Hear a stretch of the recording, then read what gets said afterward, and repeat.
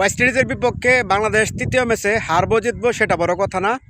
তো খেলার রেজাল্ট পর্যন্ত তো বলা যায় না। তবে এখন পর্যন্ত বাংলাদেশ 35 ওভার রানিংয়ে 209 রান করছে 2 উইকেট হারিয়ে। আছে কথা বলবো শুধুমাত্র সৌম্য সরকার নিয়ে। সৌম্য সরকারে কেন বাংলাদেশের দর্শকরা তার দলে চাই সেটার প্রমাণ হয়তো বা আজকে দেখছেন। সৌম্য সরকার আজকে যে সুন্দর একটা স্টার্ট দিছে, সেই সাথে সাইফ হাসান তো ফর্মে আছেই, যা লাস্ট 2 ম্যাচ খারাপ না ভালো না করতে পারলেও আজকের ম্যাচে 80 রান করছে।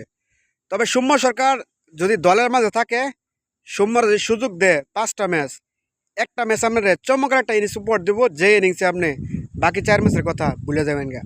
আজকে যে একটা জগজগান একটা ইনিংসটা যে খেললো সৌম্য সরকার 91 রানের, মাত্র 9 রানের জন্য তার ব্যক্তিগত সেঞ্চুরির জন্য মিস হয়েছে।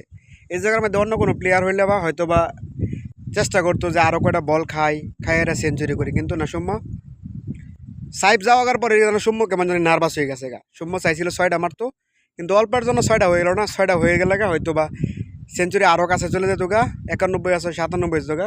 তবে সৌম্যর মতো প্লেয়ার দলে মায়ের দরকার। নাজমুল হোসেন শান্ত, তৌহিদ হৃদয়, তারপরে আপনার জুনিয়র তামিম, তারা যে পরিমাণ সুযোগ পায় সেই পরিমাণ সুযোগ আপনি একবার সৌম্য সরকারের দিয়া দেখেন। সৌম্য সরকার তো আনে 1 ম্যাচ 2 ম্যাচে খেলার লেগিয়া, 1 ম্যাচ আর 2 ম্যাচ খেলার লেগিয়া সৌম্য সরকার আনেন।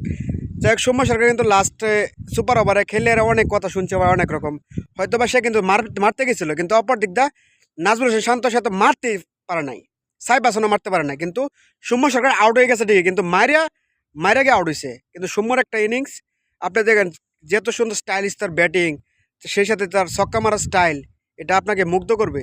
এবং কি দেশের মানুষ চাই যে সৌম্য সরকার দলের মাঝে থাক।